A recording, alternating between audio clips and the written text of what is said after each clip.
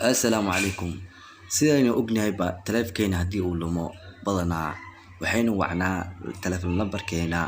kaasoo aan wacno qafkii haysto haddii haysto qafka taleefonkaasi uu qaf fiican gacanta ku dhigo waa uuna qabanaya kadibna taleefkeena dib ay ugu soo celinaa bas ma ogtahay taleefonkaaga markuu qafka wanaagsan gacanta ku dhigo inuu adiga ku soo wici karo adigoona wicin isla jastiga ama taleefon lambarka meel ku qoratid soo wici karo sidee bes suurtagal ku tahay waxay suurtagal ku tahay marka taleefon lock screen-kaaga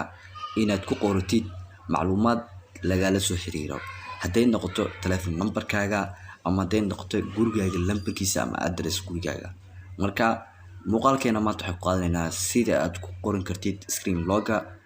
macluumaad ku quseeya adiga oo si shakhsiyan qofka markuu taleefonkaas helo kala soo xiriiri karo marka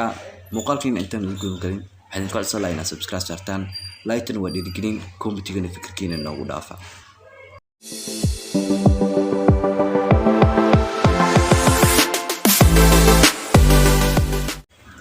marka si aad soo furtid waxaad ku dhufanaysaa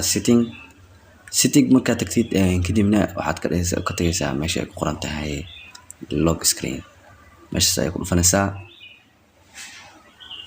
hoos ayaa subaysaa marka waxaad ku dhufanaysaa meesha ay ku qoran tahay iyadana contact information meeshaas ayaa agsiinaysaa kadibna halkan ayaad ku qoranaysaa information-ka aad rabtid hadday noqoto lambarkaaga ama address-ka lagala soo xiriirayo marka aan hadda lambar ayaa iskaga qorayaa marka waa ka sidaas ayaa ugu qoran kartiin haddii aan screen log-gayga aan screenshot ka soo qaado yacni screen-ka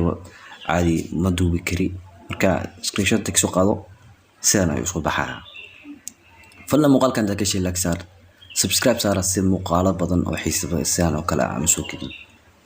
mahadsanidin